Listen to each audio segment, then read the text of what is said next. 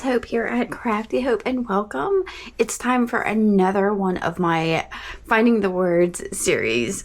So this is a series I started at the beginning of the year, and I'm kind of continuing it because it's definitely inspiring me to kind of look at things differently. We'll see if I continue it next year, but I figured let's go ahead and make it a full year thing.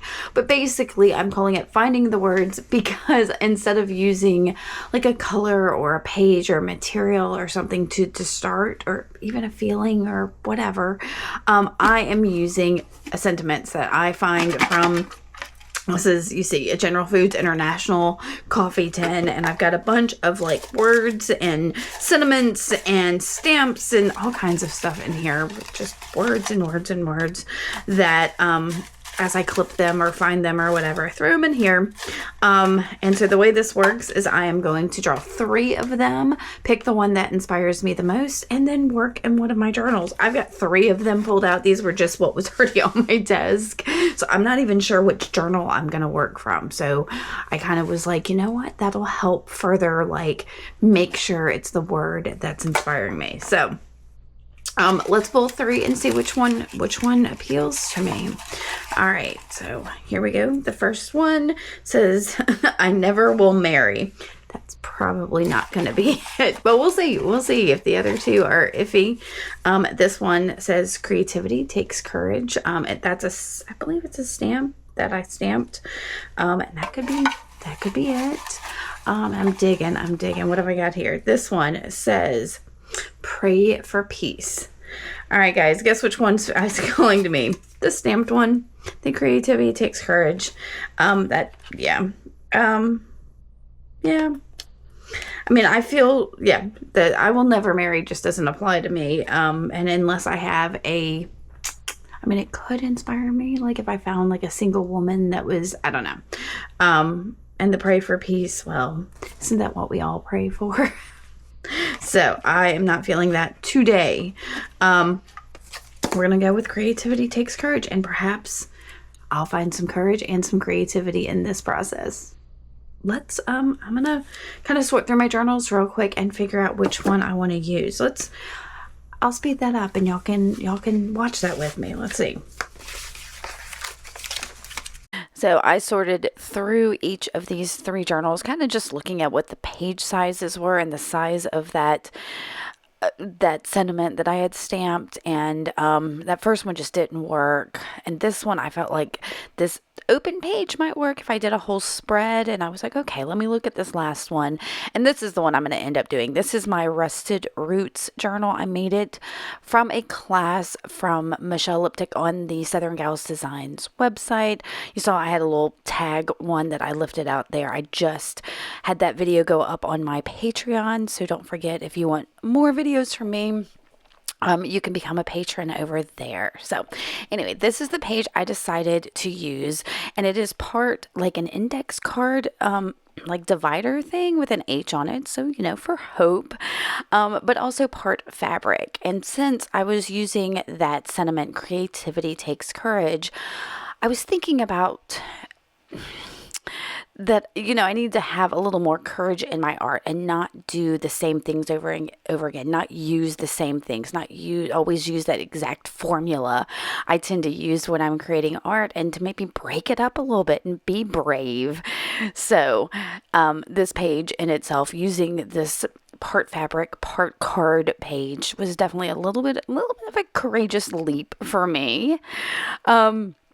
So I did start with these are some sprays I created using PaperArtsy Infusions. I believe the colors are a bit Jaded and Green Man. And I just created sprays with them by mixing them with water and put them in a little thing. So I sprayed those around. You saw, spread it out a little bit because the fabric that's on there didn't want to like soak it up initially. And from there, I was like, okay, let's add a little bit of texture to the background of this. So that is some archival ink and I think it's called Ledger Script. It's a Tim Holtz and Stampers Anonymous stamp. And I'm going to just kind of put that all over the background just to give all of this a little bit more something. And I definitely wanted to cover up where that card had Oxford written on it. I really didn't want that to stand out much. So in my making of this, that's going to disappear a little bit. So I really was trying to be courageous in this and kind of go about doing things that out a little bit out of my comfort zone, out of, because typically I start with collage, and I add some color and some texture, and I'm still gonna have those things in here, but it's not that exact same. And I'm gonna, yeah. So from there, I wanted to like firm up that fabric just a little bit, just a tiny bit with something. And I thought, okay, a little bit of collage wouldn't be bad. And I was really feeling like this, what is it? It's collage paper, I think, from Tim Holtz. I can't remember exactly, but it's a tissue paper with these printings on it. And, yeah, I just felt like it would be really nice on top of this and not add too much bulk, but still be really, I don't know, luscious texture. So I'm using some fluid matte medium and that silicone spreader tool to get this down. I did tear it apart in a couple pieces, just so that it didn't feel like a one long sheet. But I really liked that butterfly kind of spread, how it was the perfect size spread across this page. So I'm going to do that. And as you can see, I am putting that fluid medium on the page itself along with on top of the paper. And that the fluid mediums tend to help tissue papers like this or thinner papers, kind of the whiteness of them disappear. So some of that color and all that I've put down seeps through.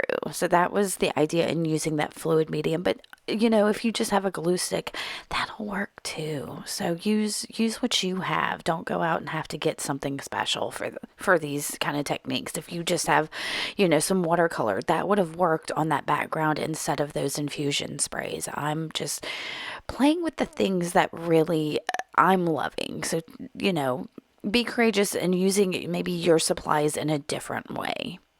Now I'm putting a bit of a non-stick craft sheet behind this because, of course, that fluid medium is soaking through some of the fabric. And again, if you don't have a non-stick craft sheet, grab some wax paper or deli paper or parchment paper or something like that, that you just don't want to glue, you know, your page to the page behind it. Or as you can see, I've got like a piece of copy paper backing it up. From there, I did want to add a little bit of age to this, a little bit of darkening. And for me, yeah, that's some instant coffee. I've got it in a little yogurt cup and it dries up after a while. So a little spritz of water reconstitutes it. And I'm also making sure I use a fairly big, a fat brush. This is a fat brush for me.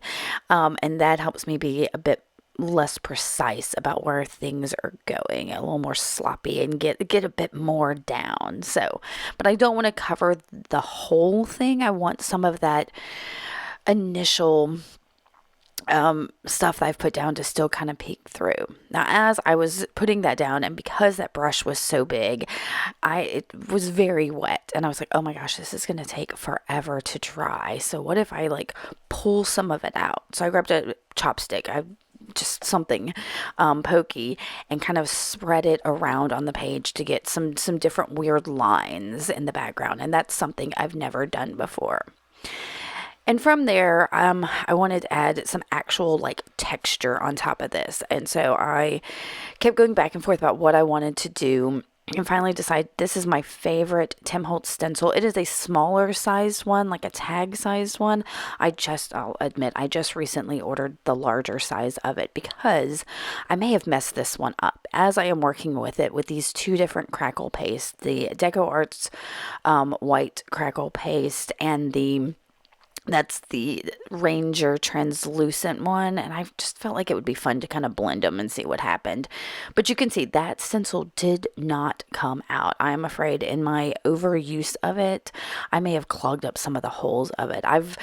After all of this, I did go wash it, and we'll try it again, but I've been wanting the regular size Tim Holtz stencil of this anyway, so I've ordered it.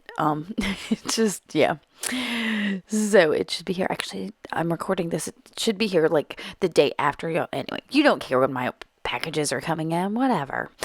It's coming though, so expect to see it maybe again later. But you can see that stencil just was not working. I've never had this problem with this stencil before, so I'm afraid maybe, I don't know, maybe I should try it with maybe a less thick medium or something and see how it does. So I was just trying to get that raised texture all over there. I did go take it and wash it in some warm water, and then decide to come back with a little more regular texture. Well, I say regular. This is some texture paste I make on my own. It's about dried up, so I needed to go ahead and use it. And it is some plaster of Paris and gesso, and I think like joint compound and water and just whatever. Whatever I've got, and I'm spreading it out with that same palette knife. This helps get a little bit of white space on here, and it also, like I said, adds texture. I did take my palette knife there, and you can see I'm like patting it on top of those areas to kind of get some of the harsher lines, but it also adds a touch of texture, like that pulling motion adds actual texture to it. So it was a lot of fun. I left it to dry. Well, no, I'm going to trim down my sentiment because I don't cut straight, y'all. I have the hardest time cutting a straight line. I don't know. So I was trying to even that up. And then I stepped away to let the crackle paste do its crackling to let the other texture paste dry. Now this is going to be very crumbly, so I am trying to brush off some of the stuff, and some of my homemade texture paste just did not stick to that fabric. It's going to crumble away as I continue to work with this page, and that's okay. Now, me thinking about the phrase creativity takes courage made me think about all of these assemblage supplies I have in my stash that I don't use, and I need to break out of that rut and use them. So I kind of thought, okay, what would be interesting to add to this page? Something I've never done before, something I've never added in a journal. And I remembered I have this stash of like silverware. Forks and knives and spoons, all different kinds and shapes and sizes. And I went and looked in it, and I found this 3-pronged fork, and it's just a cheap fork that I picked up at the thrift store. And I thought, okay, well, if I'm going to put it in my journal, I need to hammer it down. So you saw I took a little bit of time with a regular hammer and my bench block and flattened it out. And then I tried to turn the tines a little bit. And it's funny because I just saw what is it? Oh my gosh, I can't think of the place. Kasha Avery and Everything Art, is that right? Oh my gosh, there was one of the offerings, the free offerings this past week, had somebody using forks and turning the tines, and I was like, that's so funny. And I watched like that video hours after I did this art journal page. I was like, how crazy is that?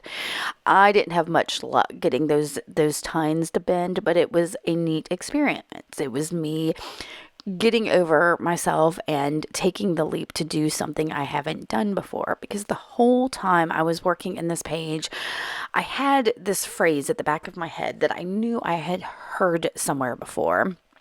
And what I was saying to myself is, you've got to do the things you've never done before if you want to be more than you are. So I had to go find the phrase, and that's going to be included in this in a little bit.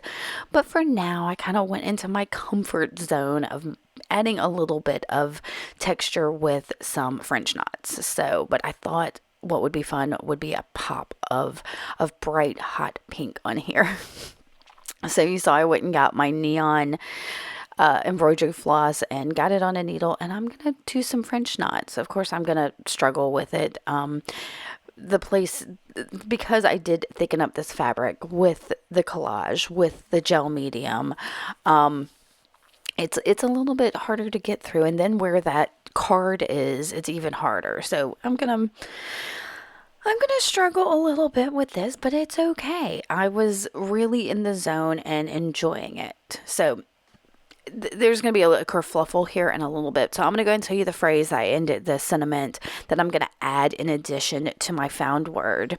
And all of this was inspired by my found word of the creativity takes courage. So the idea of conquering your fear and getting over the fear of messing up when you do things or destroying something, because sometimes you have to destroy to build again. So anyway, the phrase I'm using is from Thomas Jefferson, and I think this is the right phrase. There were several different iterations of it, but it says, if you want something you've never had, you must be willing to do something you've never done. So that's where the fork came in. I've never used a fork in an art journal page. I've never really used a fork in my art, but I have forks, y'all. I've had them for years, probably 20 years. It's redonk. So I have to do something if I want to become become a better artist and grow as an artist, and be creative. I've got to have the courage to do those things I haven't done. And you need to do that too. It just, those things have been at the back of your head that, oh, maybe I should try this. Try it. You'll never know.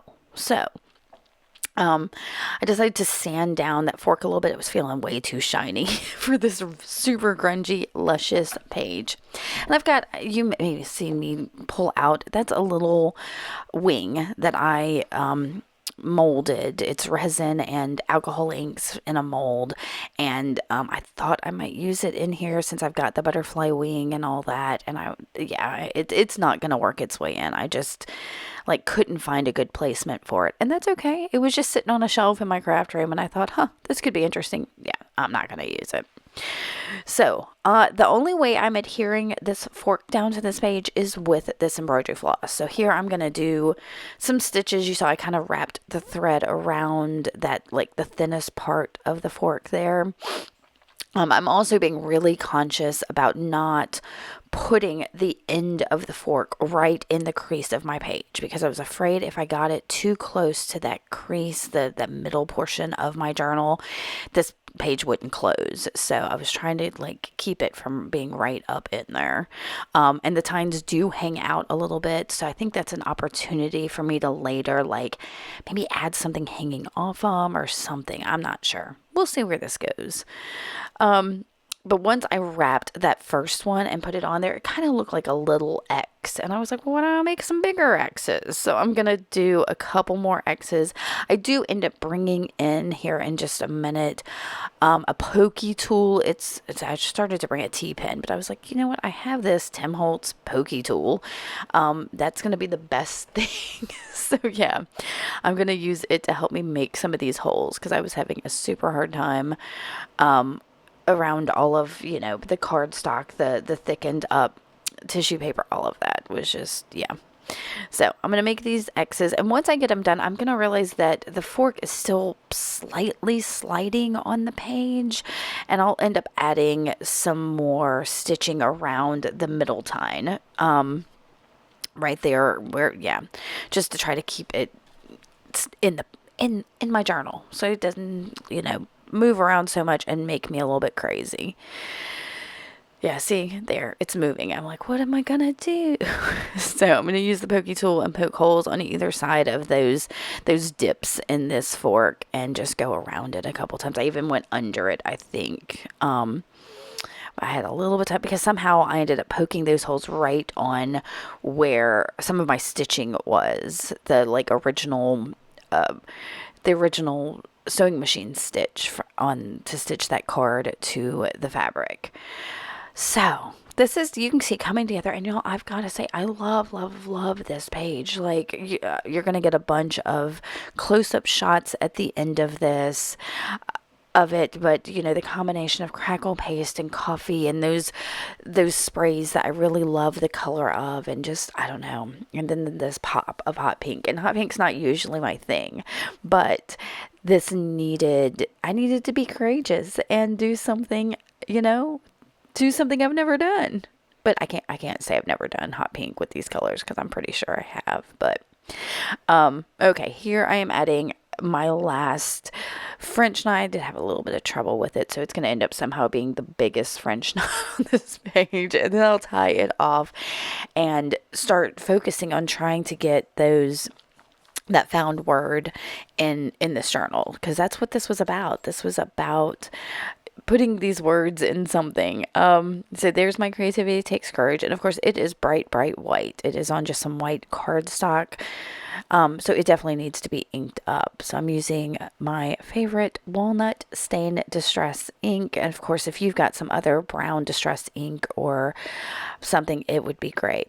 Now, I was noticing that nothing else on this page was like a silvery color, and I thought it would be good to kind of add a little touch of that. So this is some Distress Spray Stain in like brushed pewter, I think is what it's called. It's not a huge statement. It's not like some of the golds I put in, but it works. And then I went and typed up that phrase. I used a bit of book page and my typewriter.